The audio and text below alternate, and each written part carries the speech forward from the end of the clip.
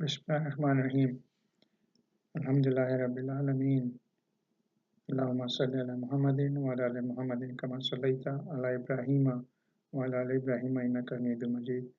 السلام علیکم ورحمۃ اللہ وبرکاتہ۔ آپ سب لوگوں کو رمضان کریم۔ اس دنیا کے زیادہ تر مسلمان رمضان کے مہینے میں روزے رکھتے ہیں، لیکن ان میں سے بعض لوگوں کو یہ نہیں معلوم ہے کہ ان روزوں میں کیا کام جائز ہیں اور کیا کام ناجائز ہیں۔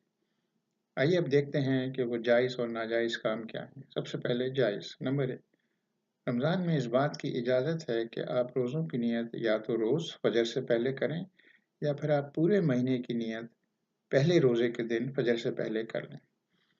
اس نیت کے لیے کوئی الفاظ یا کوئی دعا نہیں ہوتے ہیں، آپ کے دل میں بس یہ نیت ہونی چاہیے کہ آپ یہ روزے اللہ تعالیٰ کے لیے رکھ رہے ہیں۔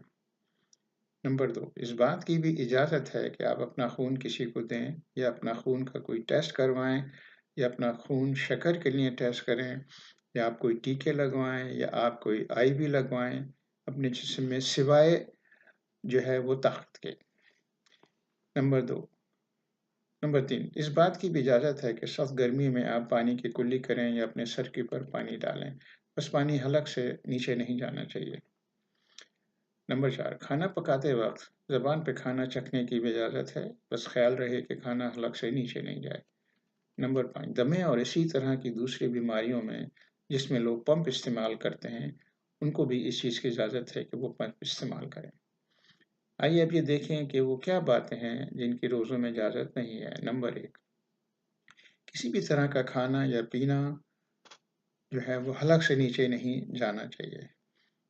اس میں سگریٹ نوشی بھی شامل ہے۔ سگریٹ نوشی روزوں کے علاوہ بھی حرام ہے اور سب کام فجر اور مغرب کے درمیان کی ممانعت ہے۔ نمبر 2، روزوں میں اور رمضان کے علاوہ بھی ان بری باتوں کا خیال کرنا چاہیے کہ وہ زبان پہ نہ ہوں۔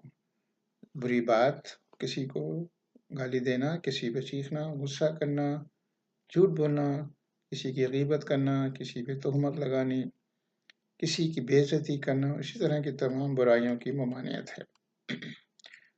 فجر اور مغرب کے درمیان شوہر اور بیوی کے درمیان ہم بستری کی بھی اجازت نہیں ہے۔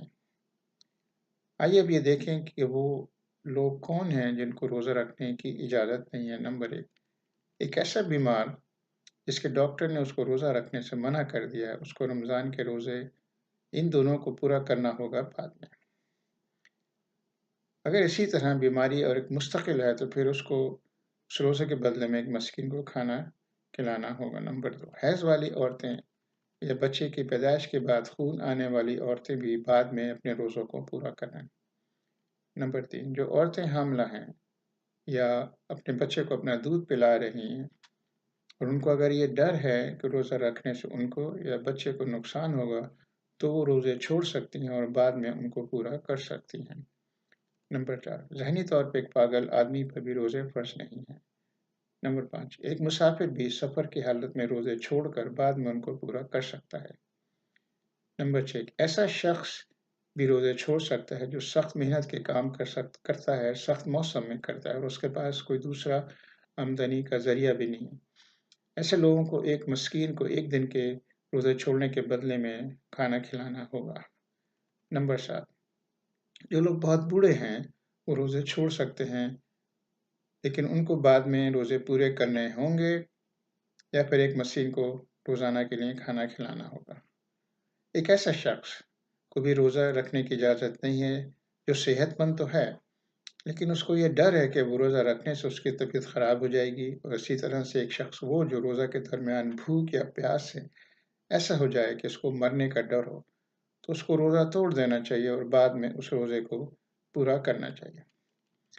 آخر میں میری درخواست ہے ان لوگوں سے جن کو روزہ رکھنے کی ممانعت ہے کہ وہ یا تو وہ کسی کو جانتے ہیں جو روزے ایسی حالت میں چھوڑ رہا ہے، ان لوگوں کو ایک مسکین کو کھانا کھلانا چاہیے، اور اب اگر کسی مسکین کو کھانا نہیں کھلا سکیں تو پھر کسی مسلم چیریٹی کو سے رابطہ قائم کریں اور ان کو یہ بتائیں کہ یہ پیسے کس چیز کے ہیں اور ان کو بھیج دیں تاکہ وہ اس کو اسی طرح سے صحیح استعمال کر سکیں۔